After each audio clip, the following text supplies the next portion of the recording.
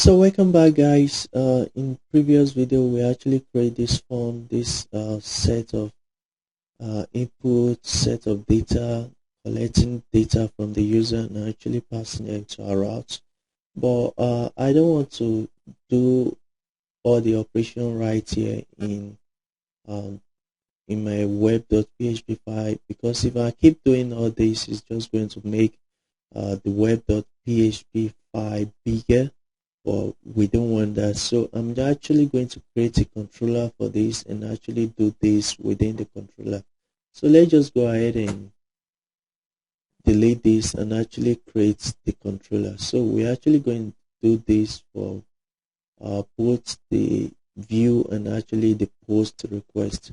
So let's just go ahead and create a new controller, and this will be php @ make controller.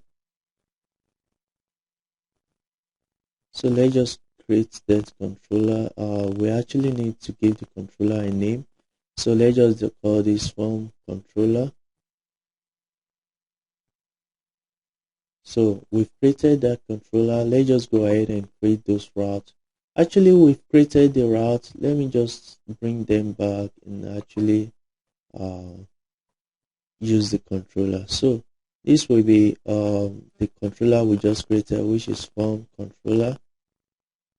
And we're actually going for the class, and right here we want to use the post form. So that's what we want to use here. And the next thing we want to do is actually use modify the get request. So right here we want to say form, and this will be form controller, and this will be class. And right here I want to use the get form method. So this is just all we need to do, and I told you something about named routes. So let's just give this one name, and let's just say get.form. So that will be the name for the route. Right here, let's just give this another name, and this will be get post.form. So let's just get the spelling right. And yeah, so we have all that. And the last thing we need to do right here, okay, we already have the form controller imported automatically. So that's just what I want to do initially. So you can go ahead and just click import class if the Virtual Studio Code hasn't imported for you, or you can go ahead and just type this out. Whatever way works for you. So right here, let's just say form controller. Let's just hold our control key and actually click on it, and this will take us to the form controller. So right here, we need to create this method that we actually specify here. So the first method we need to create is the get form. So let's just say function. This will be a public function. Yeah. So right here, we want to take the request. We don't want to take the request just now. We'll be taking the request in the post form. So right here, we just want to return a simple view, and this will be view. And right here, we're going to say form. We're going to return form .play.php inside the form folder. We can probably name this, give this a proper name. So you can go ahead and do that, but hopefully you understand why this is form.form, because we have a folder and we have a file called .form.php inside a folder called form.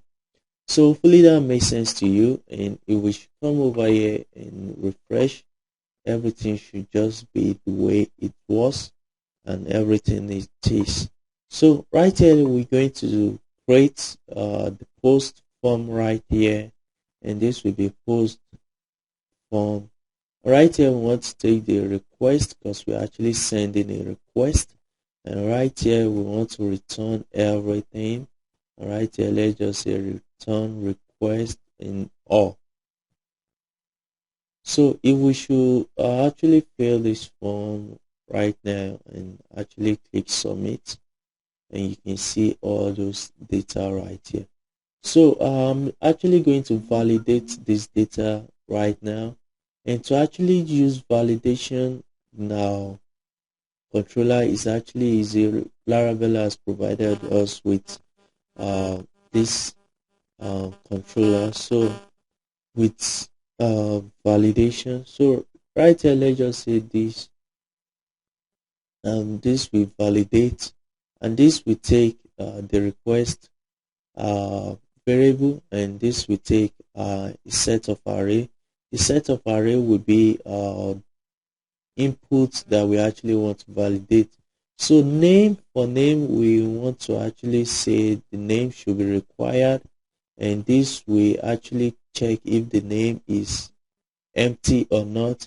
If it's empty, it's going to throw an error. If it's not going to throw an error. So hopefully that makes sense to you. The other validation I want to give for name is I want it to be a string. So any other data type apart from string won't be accepted. So right here I want to say email, and for the email I want to say is an email type and it's actually required. So hopefully this makes sense to you. And right here for the password, I want to say it is required and it must have a maximum value of about 20 and a minimum value of about 4. So what this means is just that the input that the user entered, if the length of the input is less than 4, is going to throw an error, and if it's greater than 20, is going to throw an error. So the input length must be between 4 and 20. So this is just how you perform a simple validation in Laravel, and let's just try this. And this we actually let's just try to return request all. So I think this one will actually pass the validation. It actually passed the validation because it met all the criteria that we specify. But what will happen if we try to take this away and we click submit? You can see we actually redirected back here because we didn't get that we didn't meet that requirement that we set for our validation right here in our form. So we need to put some errors right here to actually show the user that the user is actually not doing it the right way. So to actually do this, it's quite easy. Let's just go ahead and go to Laravel documentation so I can show you, because if I'm to just type it, you may not get the whole full concept. So let's just go over to Laravel documentation and actually check this out. So let's go over to the documentation and let's go over to validation.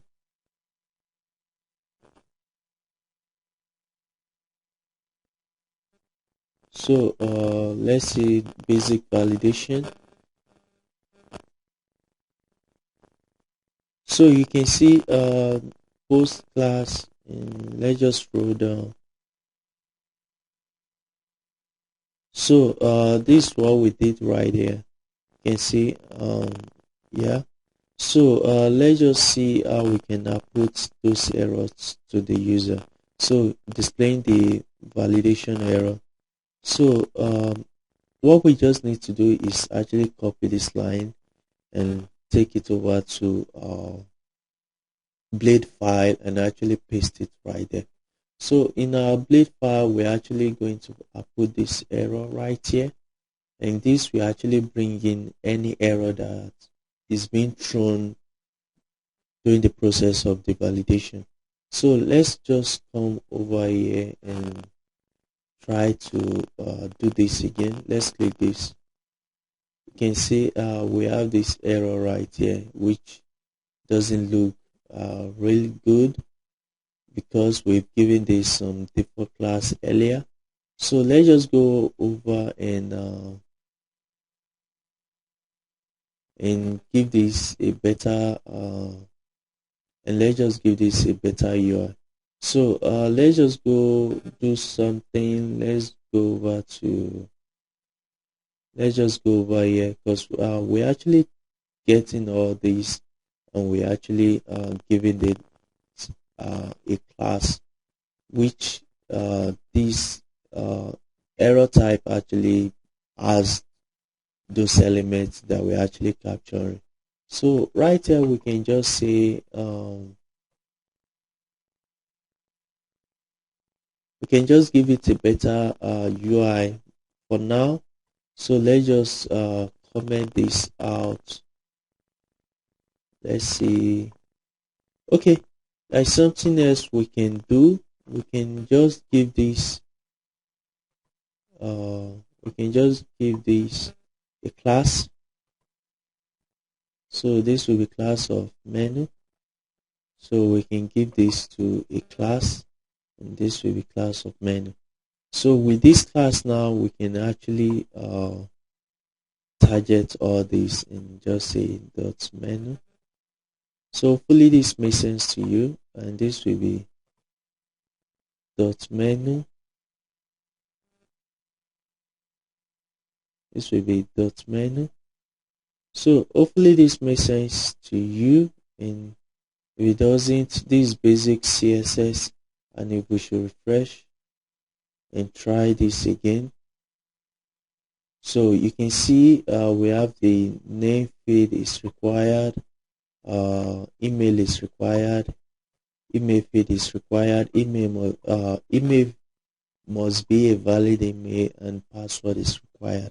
So those are the errors that we actually giving to the user.